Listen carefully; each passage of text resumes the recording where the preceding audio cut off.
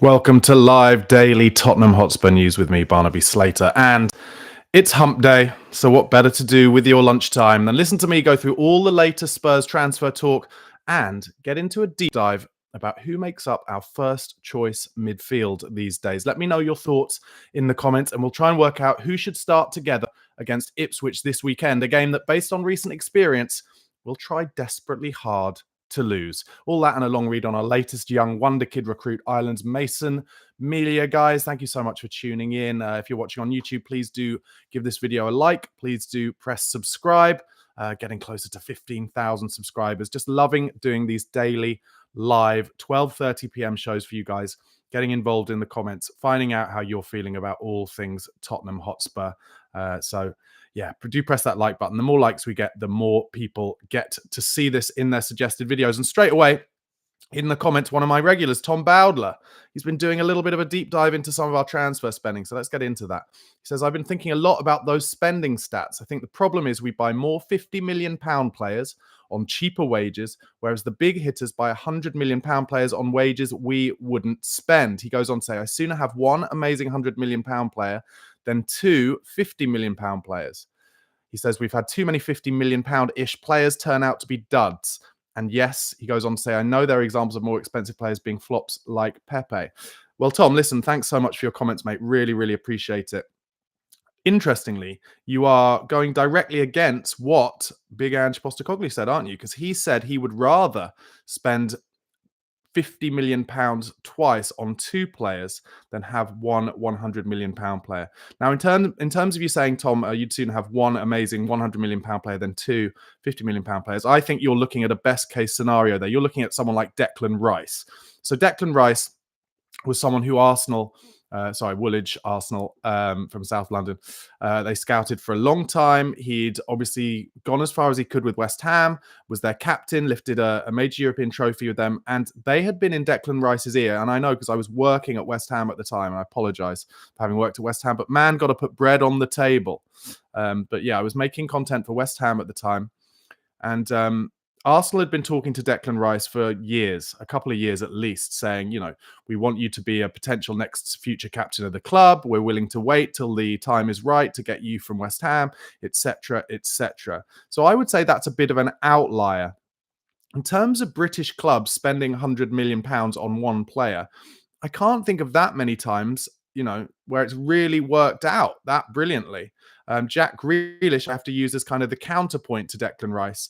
Jack Grealish went for literally £100 million. That was his release clause from Aston Villa. Man City made him their first ever £100 million signing. Before that, Man City had always said, you know, when being given so much abuse for sports washing and the amount of money they spent, etc., etc., they always said, well, we've never spent £100 million on a player. And then they did for Jack Grealish. And I would say from afar, it has affected Jack Grealish on the pitch. Not even as simply as, you know, can he live up to the transfer fee? Just more like, you know, he got massive wages. He, you know, became a big fish in a big pond rather than a big fish in a small pond at Aston Villa. And I think we can safely say, based on what you see in the press, but also from what I know from a few people who know Jack Grealish, you know, the boy loves a party.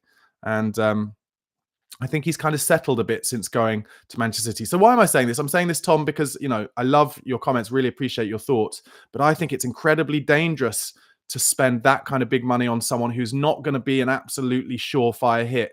And whereas Declan Rice, you know, I think was basically a no-brainer and worth the money clearly, and you know that that kind of player is going to give you everything, there aren't that many absolute no-brainers around where you can say that £100 million is definitely going to get us a player who is going to move the needle, who is going to improve Tottenham's first team and our future for the next 5 to 7 years.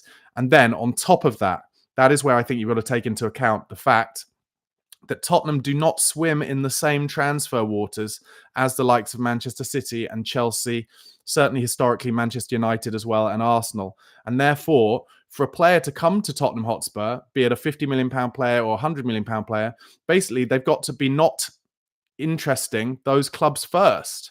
That, is, I'm afraid, is just a reality. And that's not solely based on the fact, in my opinion, that Daniel Levy and Enoch aren't willing to pay the same wages as them. It's also because of history and tradition and legacy clubs who have who have won many, many trophies. You know, the reality is, as hard as it is to say, is that players and their agents and their families will think, if I go to Tottenham, they don't win a lot, do they? And there's a kind of mentality problem there. And therefore, you know, there are a lot of things that mean that Tottenham, I'm afraid to say, are more swimming in the same transfer waters as the likes of West Ham and Brighton. And if you look at our most recent signings, Brentford, even like Archie Gray was about to go to Brentford. Kevin Danso was about to go to Wolves. And these are players that we went in and swooped in on at the last minute. The other thing I just want to say, Tom, and thank you again so much for your comments, really appreciate it, is that it's the painful rebuild is the reason we're spending money, that kind of smaller money, is because we need a whole squad. We basically got rid of 13 players in the summer, another load before that because they weren't suited to Ange's system. And also Ange wanted to get rid of the kind of remnants of the Pochettino days. So we need to buy a whole squad. And I think we're all in agreement there's no way we're going to spend £100 million on 15 or 20 players. So we needed to fill a whole squad. And that's another reason why we have this strategy now of young, hungry talent, because we have to build up a squad from scratch. So listen, I'm not saying I don't want us to spend £100 million on a player, but what I am saying is I want that player to be absolutely perfect, a shoe-in, someone we know is going to move the dial, move the needle in the same way that unfortunately Declan Rice really has done for South Woolwich Arsenal. I do get some abuse from people in the comments saying how childish it is that I call them South London, but I don't care because they are from South London. I have to say, it does wind me up that they sing that song and that they had that song written, North London Forever. They just don't know what forever means. Anyway, so that was Tom Bowdler. Tom Bowdler with some really good early comments there. And he's gone on to say, okay, maybe 60 to 80 million rather than 40 to 60 million. And then also there has to be some explanation as to why our high spending isn't reflected on the pitch. Listen, actually, that's another good point. I think another reason why Daniel Levy feels so much more comfortable in the kind of strategy base of buying young, hungry talent that can grow with the club, as opposed to players who are in their, say, peak years, late 20s with no sell-on value, is because pretty much every time he's done it down the years, certainly in the striker position, using the striker position as an example, every time he's done it down the years, other than Dominic Solanke, who I think is already a good signing and will turn out to be an excellent signing, it has been proven not to work. And you can go as far back as Helder Postiga, you can go Roberto Soldado, you can go Vincent Janssen, you know, all the way back, even Sergei Rebrov back in those days. Just not many strikers have worked. Very few, especially the really big money ones like Soldado just haven't worked. The ones that did work, I'd argue Jermaine Defoe, Robbie Keane, certainly the first time round. And yeah, I think Dominic Solanke will prove a good one. And Matthias Tell, I think, will prove to be a good signing as well. He's got pedigree. But yeah, there has been a lot of money squandered down the years on players who have had incredible records, incredible talent. Listen, when we bought Sergei Rebrov, and I realized for those of you who are younger viewers, Sergei Rebrov came in the early noughties to Spurs. At the time, he was the highest scorer in the history of the Champions League. I think that's right. He played up front with Andrei Shevchenko for Dynamo Kiev. And he was such a talent. Everyone in Europe wanted him. And Spurs pushed the bow out and got him. And he flattered to deceive at Spurs. He did not score a lot of goals. He did not do well. It was while we all had a lovely Adidas shirt in the early noughties. And in the end, he ended up playing for West Ham after Spurs, I think. So, yeah, I just don't think Daniel Levy feels that comfortable spending huge money. But I do think if we're patient and as the revenue from the ground really starts properly hitting home and coming in and the club continues to grow, we will have to start spending £100 million on players, because £100 million will become the new £50 million in the same way that £50 million and £60 million now is the new £20 million of kind of 5-7 years ago. That's just the way it works. And soon that £100 million bracket will be broken by Spurs in the next 5 years, I predict. Anyway, talking of transfers and transfer rumors, as we get to near 150 concurrent viewers, guys, let's get this up to 50 likes. We're on 27 likes. If you haven't pressed that like button yet on YouTube, please do press that like. And also, you can become a member, guys, just £1 a month. All the details how, either on YouTube or on Patreon, in the description box below. And all of you members, guys, thank you so much. You really help me make this daily content for you. So some more reports today that Spurs are reportedly looking to beat other European clubs to the signing of former Manchester United number 6 Angel Gomez, with the Lille star running down his contract at the French club. And apparently we are pushing hard to land the diminutive playmaker. Now, those of you who watch my regular videos will know that I like Angel Gomez. I think he's looked very good in international football, obviously doing well in the Champions League, and has done well in at Lille in general. Very small though, not physical at all. And I certainly want Spurs to bring a bit more physicality into our side. But he's a good ball player, likes to get the ball on the half turn, take it off his goalkeeper, off his back four. And he would offer us another option in the number 6 role. But yeah, I'm just not sure if necessarily he's bigger or big enough for what we need at the moment. However, someone who is a bit bigger, Tottenham and Crystal Palace, reportedly both among the clubs keeping eyes on Sunderland attacking midfielder Jobe Bellingham. 19 years old now, Jobe. Obviously the younger brother of Real Madrid and England star Jude Bellingham. And he's having a great season in the Championship this year for Sunderland, Jobe Bellingham. Only a matter of time before he earns himself a big move. Spurs are interested. Nothing is in place yet, but it's one to watch as we get closer to the summer transfer window. Let me know what you think in the comments about Jobe Bellingham. Still only 19 years old. I feel like a lot of people, when they think of Jobe Bellingham, they're like, oh, well, Jude Bellingham basically moved to Real Madrid by the time he was Jobe's age, so he obviously isn't very good. But people evolve and people grow at different rates. And he looks like he's got a good family behind him, really grounded. And let's not forget, there have been plenty of examples where we've seen Jude Bellingham, I think, playing like FIFA or playing Football Manager, and he's playing as Spurs. And he's got a little soft spot for Spurs, Jude Bellingham, so maybe he would like to see his brother play at Tottenham. The ex-Man United scout Mick Brown said the following. He said, I think Sunderland would let him go if they got a good price for him, especially if they get promoted this season. They're going to listen to offers. Crystal Palace and Tottenham have had scouts watching him this season, so there'll be 2 of the teams in the running if he's going to leave. So it'll be up to them to assess whether he's ready to make that jump. And these are the kind of signings that I think Tottenham are feeling very comfortable in making. Signings of players who've done really well in the Championship and are, kind of really growing with their clubs. That's why we were looking so hard at Tyler Dibbling as well, wasn't it? So that's one that I think potentially could happen at some point. Armin Correa, thank you, mate, for your comments. He's a regular. He says in the comments, Qatari petrodollar will get us top quality players. Yeah, let me know in the comments how you feel about these kind of Qatari rumours that are ramping up, getting more and more traction in the press at the moment. Tony Tenbarros says, I hope Levy sells the team because he's not helping us. And JBSP201 says, agreed. I also don't think £100 million players are needed. City just signed Gonzalez and Mamouche for £60 million ish each. They are top drawer. It's the wages which are the difference, in my opinion. That's it. That's true. Great comment, JBSP. I really appreciate you writing in. Yeah, it's the wages. That is where Tottenham, if they do get investment, be that a Ineos style 25% investment or a purchase from another entity, be that Qatar or elsewhere, it's where that needs to change with Tottenham the most is our ability to pay top wages to try and persuade players to come to our club above and beyond the likes of Man City, Chelsea, Arsenal, Manchester United, and Liverpool, who do all pay much bigger wages than us. Angelo Tyra says, get Iraola in. He's won the Cypriot Cup, 6 years experience. Ha ha ha. I think you're being a bit sarcastic there, Angelo, but you can't doubt, can you, that you cannot deny, that Iraola is doing an unbelievable job at Bournemouth. I really like the style of play. It's a bit more of a mix of kind of Ange ball and Poch ball. And I think he's been impressive. Whether or not he has the personality to handle a bigger club, because Bournemouth, obviously, expectations far lower. But certainly with what Iraola has done on the pitch this season, he is impressing. And listen, Bournemouth in the hunt to get 5th in the league, which may well get a Champions League spot this season. So, if he gets Bournemouth into the Champions League, no matter what happens with Big Ange Postecoglou, I don't think he would be leaving Bournemouth with them going into the Champions League next season. But my guess is that Newcastle will probably get that 5th place. El Dante in the comments says, on his debut for us, he had a Rabona that hit the crossbar. He was a very technical player, not used well by us. That was a 3-1 win versus Ipswich. We went 1-0 down and came back to win. El Dante, who are you talking about? Which one of those players that I was talking about there? Was it Rebrov? You talking about Sergei Rebrov had a Rabona and hit the bar on his debut. Yeah, I mean, it should have done better. Tom Bowdler says, we got Rebrov, not Shevchenko, Gedson, not Bruno. There's a pattern. Talking about Gedson Fernandes, not Bruno Fernandes. I mean, listen, a lot of talk is yes, there have been a lot of examples down the years where Tottenham have looked like they're about to sign a player and then didn't.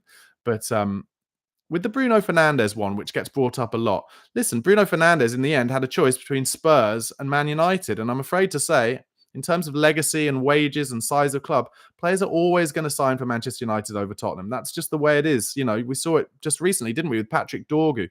If Manchester United come in, then they're going to choose Manchester United. I'm afraid that's just how it is. Sean Hurl, good comment here. Interesting, based on what I was saying about Angel Gomez and the transfer rumor that maybe he's coming to Spurs on a free in the summer. He says Kante was quite diminutive as central defensive midfielder at Leicester and Chelsea. Good point. What I would say about Kante, though, is he had famed, wasn't he, for having like 3 lungs. Not literally, but just the amount of effort he could put in, and his engine was incredible, and he was quick as well. N'Golo Kante, what a player he was. Leicester really found him. I think they found him from like the 2nd division in France. I don't think Angel Gomez is quite as quick. He's more of a kind of quarterback role, kind of Carrick-esque, but without the height. Likes to get on the ball and just spread it. Kind of more, dare I say it, and a lot of you won't like this, but kind of Harry Winks-esque in his play. Now, obviously, he's played, I think, probably more times already, Angel Gomez for England, than Harry Winks did. But Harry Winks always suited international football incredibly well. And that's why he did so well when he went and played for Sampdoria over in Italy as well. Just very good in that kind of quarterback role. So we need someone, I think, with a little bit more physicality in that role. But that's only my thinking. That doesn't necessarily mean that Gomez couldn't do a good job. And of course, if we got him on a free transfer, then it would be a bit of a no-risk gamble. Brian Maguire says, if we signed Bellingham, I would loan him back to Sunderland. I guess, yeah, if Sunderland came up, promoted, and then we bought Bellingham, and then we loaned it back to him for 1 season in the Premier League, that would be a good way for him to get Premier League minutes. Yeah, that would work really well. Back in the day, if you remember, Danny Rose went on loan to Sunderland, and that's where he really made his name and really showed that he could play in the top level. And that worked really well for Spurs when he came back to us. So that's good thinking. Thanks for your comment, Brian. Chris Savidas talking about the buyout again. Please let the buyout happen. Would be the best thing that's happened for years. Chris, are you happy with us being bought by a state who are going to use a club for sports washing as a political means to an end, or do you're happy with that and feel like if you can't beat them, join them? I don't know. It's difficult, isn't it? It really is difficult. David Blair, thanks for your comment, mate. Says, let Levy run the non-football side. That's his wheelhouse. We need an owner/chairman who understands what is needed to compete on the pitch. I guess the difficult thing is that Levy did bring in Scott Munn just to do that. That is supposedly what Scott Munn's job is. But then you do get some reports sometimes, don't you? Like the one with Levy flying out to France to meet Matthias Tell, or to Germany, sorry, to meet Matthias Tell. That's where you feel like maybe he's a little bit too hands-on. You're like, he obviously doesn't trust that Scott Munn has done a good enough job. But then, just playing devil's advocate, he would be remiss in his actions of chairman of the club if if Scott Munn comes back and says, "Oh, I don't think Matthias Tell is going to sign." If Levy feels like he can do it, then it's worth a go. And actually, in the end, it was Big Ange Postecoglou, apparently, wasn't it, who really managed to get Tell over the line. Anyway, some other transfer rumours are that Spurs are keen on signing Roma's 27-year-old defender Gianluca Mancini at the end of the season. This is according to reports from Italy. Spurs really like the player and they're ready to welcome him as their new signing. North London club hoping to get him in for a fee of around 18 million euros. Well, that to me sounds like a Fabio Paratici phone call. Probably someone at Roma offering Fabio Paratici something a little bit under the table. You take Gianluca Mancini, I'll give you a little bit of something. It doesn't sound to me like a likely signing of a 27-year-old centre-back when we've just bought Kevin Danso. We've got obviously Romero and Van der Ven to come back. We've got Ben Davis, who should be with us for another year, and Dragusin coming off the treatment table. So that seems a little bit less likely as far as I'm concerned. Sean Hurl, in answering my question about sports washing, says this: I'm against sports washing. A state like Qatar, I support those Newcastle United Football Club fans who are campaigning against their ownership now. Yeah, so there are actually some fans of Newcastle who don't like the fact that they're owned by Saudi Arabia. And of course, Saudi Arabia known for their human rights violations and murders, frankly, when it comes to Jamal Khashoggi, the journalist who they murdered in the embassy in Turkey. Listen, I can't claim to know a lot about Qatar, but I don't know. I guess it will get to a point probably where every Premier League club is owned by a state or an oligarch, or, under that you've got, basically American sportsmen and billionaires, haven't you?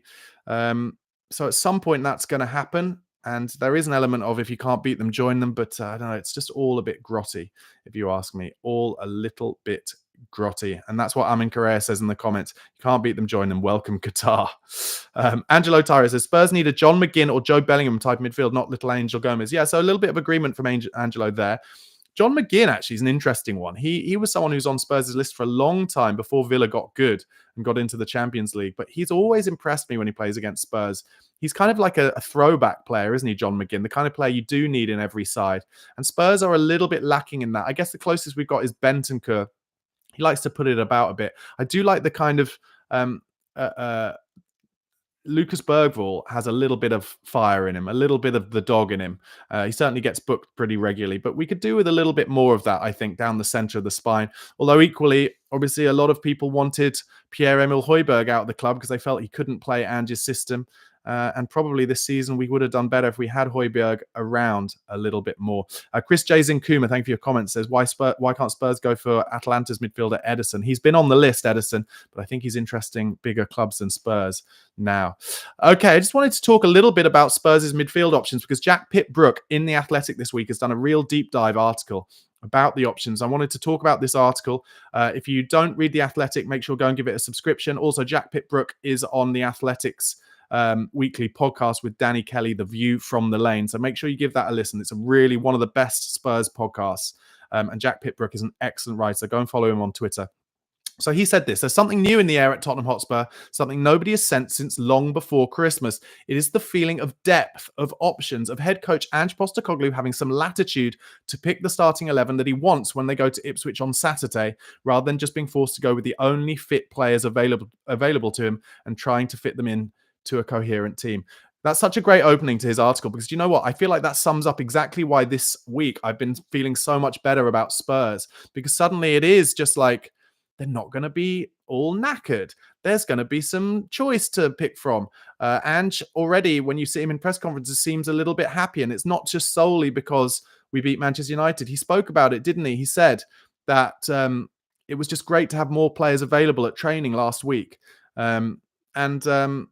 Yeah, it does just make me go into the Ipswich game thinking, you know, even if it doesn't start that well, we've got players who can come on and change things. Anyway, Jack goes on to say, that was the story of Spurs in the past few months, and especially for January and the first half of February. It only started to change last weekend when they welcomed 5 players back from injury for the home game against Manchester United. It felt like Tottenham finally had a squad again.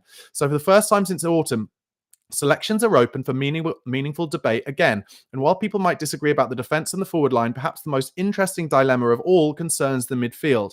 This is where Postecoglou has the most options now. So who should he pick? Guys, let me know in the comments. I'm going to bring some of the stats that Jack Pitt-Brooke has written in this article, and let me know in the comments who you would choose to play in the 3 midfield roles against Ipswich on Saturday afternoon. So that is obviously the 6 role, and then the kind of more 8-ish, and then the 8-10. So here are some of the stats from the midfielders this season. Pap Matasar has started 24 of 40 games possible. James Maddison and Rodrigo Bentancur have started 22 each. Yves Bissouma 20, Kulusevski 18 with another 12 starts on the right wing, and Lucas Bergvall 15. So you can see from this how Ange Postecoglou has rotated, but probably a lot of times had to rotate due to some kind of injury. But also it does show, I think, a little bit of a lack of knowledge of what his first choice 3 midfielders are. Jack goes on to say, of course, there's nothing wrong with rotation. Indeed, it is precisely what Spurs have not been able to do so much for this season. Some of their players, Kulusevski, Porro, Solanke, and Sonny, have had to turn out in every game. He goes on to say this. You can see from the evidence that there are some combinations Postecoglou tends to prefer. His Tottenham sides generally play with 1 number 6 and 2 number 8s ahead of him. Postecoglou has chosen one of Bentancur and Bissouma, the squad's 2 most natural number 6s, in 32 of the 40 games. Another 5 times they've started together. On only 3 occasions has neither of them been in the initial 11. Now, that brings us to what a lot of Spurs fans have felt over the kind of 18 months that Ange Postecoglou has been in charge and before. That Bissouma and Bentancur do not have a great partnership together, do they? That is something that I think a lot of people have talked about. And yeah, maybe that's why that's what Jack's talking about, where Only 5 times this season have Bissouma and Bentancur played together. But of course, there have been suspensions. Bentancur got a long suspension, 7 or 8 games. He's also had some injury problems. So there's that as well. At the start of the season, he goes on to say, Postecoglou often paired Kulusevski and Maddison in midfield in front of a number 6. That was how Spurs set up for 7 of their first 13 games. Now, that's an interesting one to bring up, I think, because that was something we really felt at the beginning of the season, that when we set up against teams who played in a deep block, playing Kulusevski and Maddison together was a way of opening them up because it allowed an extra bit of creativity in the center of the park when we're playing against a team who have 11 men behind the ball. And then we had Brennan Johnson to play off the right. And it'd be interesting because I think Ipswich will be very well organized at the weekend. Would Ange Postecoglou be tempted to go back there? He hasn't done that since those first 13 games of the season. In fact, he's only done it once. And that was in the unusual game at Everton, where Postecoglou had to find a way to fit all of his 11 available players in together because we only had 11 available players. He goes on to say, pairing Maddison and Kulusevski together in the middle of the pitch is exciting, and some of Spurs' most eye-catching early season wins against Everton, Brentford and Manchester United came that way. But they are arguably a better team with Sarr's energy in there to balance it out. There is a reason why he started more games in midfield than anyone else at the club this season, why he almost always comes off the bench when he isn't in the team initially. I like Pat Matasar. I think if he fills out a bit and if he kind of improves his technical ability on the ball, by which I mean almost like the easy stuff, the little 5-10 yard passes, the 50-50 challenges, the easy stuff. I think if he improves that, as he should do, he's still only young, he could become an absolute monster of a midfielder. But I think his form, Pat Matasar, has dropped off a little bit in the last couple of months. So I'm not sure that he should be starting in games. Jack goes on to say, top of the shop is the Bissouma, Sarr, Maddison triumvirate, which has been used 7 times. In some games, it worked very well. The 4-0 league win at Manchester City, beating Man United 4-3 in the Carabao Cup. And other days, it went very badly. Bournemouth away, Liverpool at home, and Tamworth in the FA Cup. That is actually the 3 that we started with in the first 10 games of last season when we looked so good. And I mentioned this a little bit in a video earlier this week. One of the things that I just thought was so incredible about the first 10 games of last season was how those 3 combined, but with Udogie and Porro both inverting narrow. And sometimes it was like we had 5 players in a really tiny little central midfield area, and they would move up and down the pitch together, just popping it off to each other in little triangles. I was at the Liverpool game, the famous Liverpool game where VAR got it wrong. And that was why we were really dominating that game in spells last season. But that doesn't seem to happen as much anymore. Obviously, Udogie has been injured a few times. Porro has been run into the ground. But that is what I deem Ange Ball really to be, when we got that 5 in midfield and they're just popping it off to each other. And that's something that we've certainly been missing. He goes on to say, then you have a more creative combination, Bentancur plus Kulusevski and Maddison, rather than having just one of them in the trio. That's been used 4 times and not since the second half collapse at Brighton back in October. And then he says there are 3 combinations that have been used 3 times, 2 of which have been fielded twice, and another 10 deployed once each. So that really shows, doesn't it, that Ange doesn't know his best midfield 3. Then there's a player that we haven't really seen play in midfield yet, Archie Gray. The 18-year-old summer signing has filled in admirably across the defence throughout Spurs' injury crisis, but many supporters want to see him given a chance as number 6. But at least for the remaining 13 games of this league season and in the rest of the European campaign too, these options will now be able to be put to the test. There is more space to try, to change, and try again. Really interesting piece by Jack Pitbrook. I'm now going to see what you guys say in the comments. Glenn THFC says, as box office, Mr. Box Office doesn't often get a big up in my comments. As he says, he wants Højbjerg in the midfield. Well, as I mentioned earlier, Pierre-Emile Højbjerg no longer with the club. And let's not forget, a lot of Spurs fans didn't want him to be at the club anymore. So as Nishal says in the comments, big mistake letting Højbjerg go. I don't know about that. I'm on the fence about it. I'm on the fence. Nick in Hong Kong says, all our tall athletic players look great. 1 game in 4, unfortunately. Sarr, Bentancur and Bissouma. Yeah, it's not a bad point. But maybe that's to do with, maybe I'm playing devil's advocate being too positive, but maybe because of the amount of injuries that have been doing the rounds in the club, it's just been impossible for the midfielders to get a rhythm with each other and with those players playing fullback or centre-back, etc., etc. So that's hopefully, with some more training and with a bit of less tiredness, something that will come. Tom Bowdler, thanks, mate, says, I was interested that both Madders and Kulusevski have commented that with games every 3 days, they don't have a life outside the club. I'm sure this must affect them. Marcus Gilbert says, Gray, Sarr, and Maddison. So you're going with Archie Gray. For me, I just haven't seen enough of Archie Gray in that 6 role. I haven't seen how willing he is and able he is to take it on the half turn. So I think it's a bit too soon for that, personally. Sean says, we need a 6, too many 8-10s and box-to-box players. I think Basuma is a busted flush and his private life alarms me. All I know about his private life is obviously that issue with... he had a balloons issue, didn't he? And also when he was arriving from Spurs, I think he was under investigation from the police. So that wasn't great, to say the least. But yeah, let's see. Neil Turner says Gray, Maddison, and Sarr.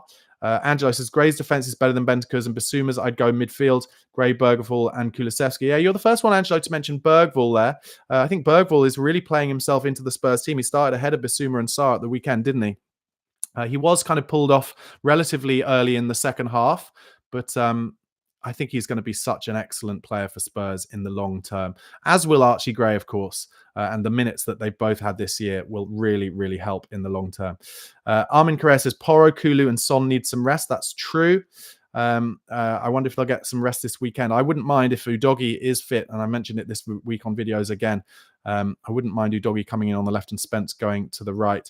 Star Crow, thank you for your comments. Says Gray won't play in midfield till we get Van der Ven and Romero back. I would feel more confident actually with Gray starting in the 6 if they had Van der Ven and Romero back, because Romero, you can imagine, can't you? Gray coming for the ball off Romero kind of feigning it to play into his feet and then just popping it in between Gray and the player pressing him into midfield. I can imagine that really happening.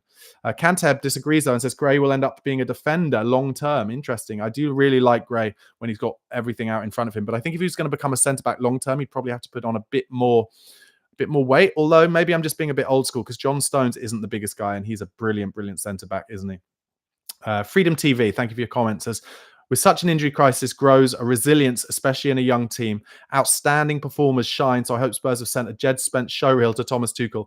It would not surprise me one little bit if Jed Spence was in Thomas Tuchel's first England squad, because obviously he can play both sides, and we are not blessed with left-backs at the moment. Really only Lewis Hall and the Skelly boy, Lewis Skelly at South London Woolwich Arsenal, who is doing a good job, to be fair to him. Sean Hurl says Sarr's been played with injury and that hasn't helped him or us. Too many cheap concessions close to our box. I love Sarr, but don't burn him out. Great article by Jack Pitbrook, by the way. Completely agree. Armin Carrera says Ange doesn't play with a 6. Well, I'm not sure if I completely agree with that. I think Bentancur's been playing in the 6 pretty recently. And then Stephen Flynn, talking about Mason Melia, says he's like a mini Harry Kane, great at holding off defenders, turning them and getting shots off, very hard working on and off the ball. He plays my local team in Dublin, St. Pat's. Come on, you Spurs. Yeah, so I'm going to talk about Mason Melia now. Elias Burke has done a real long read in the New York Times under the heading, The Irish Striker Spurs Have Signed, but who can't play until 2026. Really good read. Make sure you go and check it out in the New York Times. And it starts like this. In the race to sign Mason Melia, Tottenham Hotspur faced stiff competition from elite clubs across Europe and the Premier League. They'd lost out to Manchester City and Chelsea when trying to seal deals in the past, but Spurs' recent reputation for offering opportunities to young players swung the odds in their favour. Since Ange Postecoglou took charge of Spurs last summer, he's emphasised youth. Matthias Tell just swapped Bayern Munich for Spurs on deadline day, and of course, as we've mentioned, Lucas Bergvall and Archie Gray, to name just a few.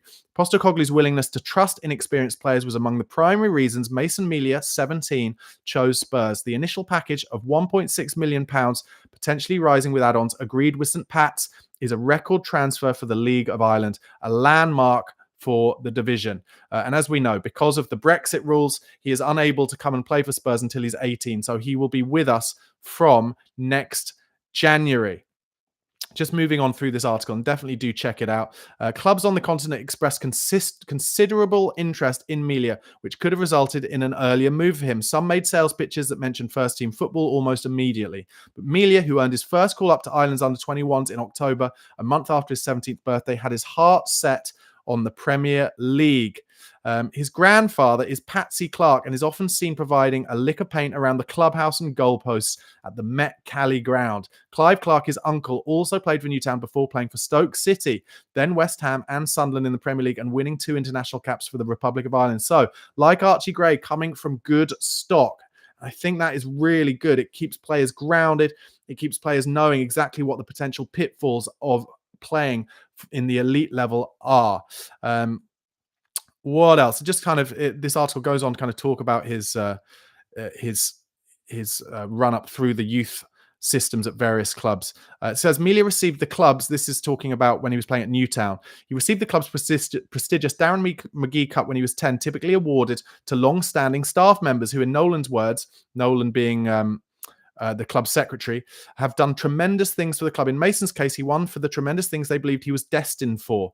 They remember someone coming up to him that day saying he'd be the next Roy Keane, a statement he was keen to brush off. Quietly, he believed if everything went Melia's way, he was going to make it to the top. So this is all really exciting stuff, isn't it? It's a really, really in detail article. This he joined St Patrick's as an under-15 player in the summer of 2022, and within 6 months he was drafted into the senior side for a Leinster Senior Cup fixture against Wexford.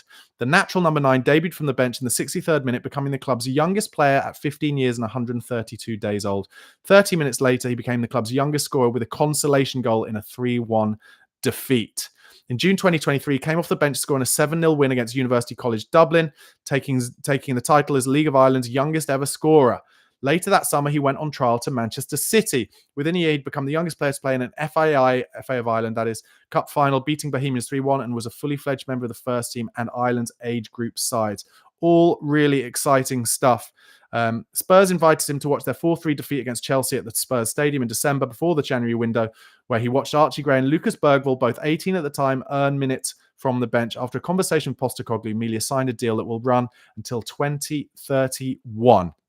He's been placed under a bespoke conditioning program from Spurs, which he'll carry out at St Pat's, and there may be opportunities for him to come to the UK and train with his new teammates before he officially joins up on January the 1st, 2026. Until then, former Republic of Ireland boss Stephen Kelly, now manager at St Pat's, has created an environment where he can flourish. So really exciting stuff about us getting another young wonder kid ahead of other teams from around Europe.